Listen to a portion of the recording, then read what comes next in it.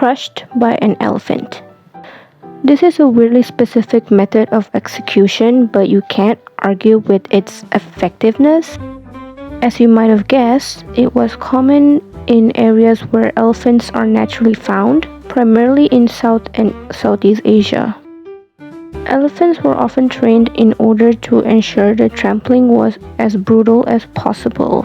Next, lynching, also known as slow slicing or death by 1,000 cuts, was a method of torturous execution practiced in China.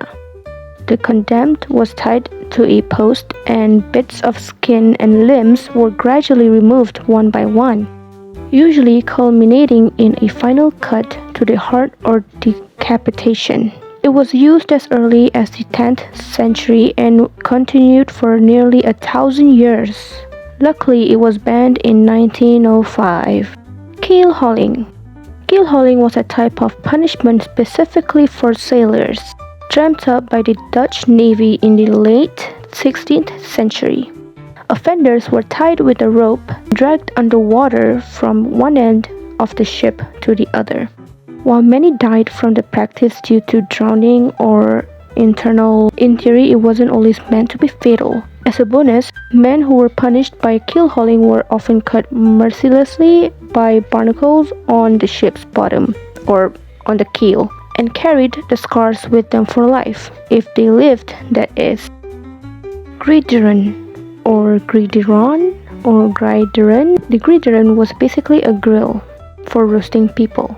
As one might expect, it looked like an iron grid and was placed over a fire or burning coals. Some people were even basted in oil first, to ensure proper broiling. But take heart, they weren't eaten afterward. Probably. Now, this next torture is probably the worst. I mean, I know there are worse tortures out there, but this one made my skin crawl and it is really disgusting. Rat torture. Rat torture apparently lives on in the minds of creative types, as it has been featured recently in the TV series Game of Thrones. In this terrifying and, I'll admit, creative form of torture, a hungry and or a deceased rat is placed in a bucket on the victim's bare stomach or chest.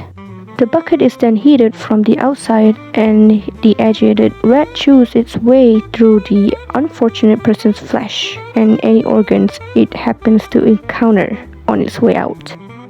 Boiling. Nowadays, boiling alive is a fate reserved for shellfish. But centuries ago, it was a common method of execution from East Asia to England. The condemned was stripped and then placed in a vat or pot of boiling liquid, usually water, oil, or tar. Or for a more gruesome experience, the offender could be placed in a cool liquid and then heated to boiling.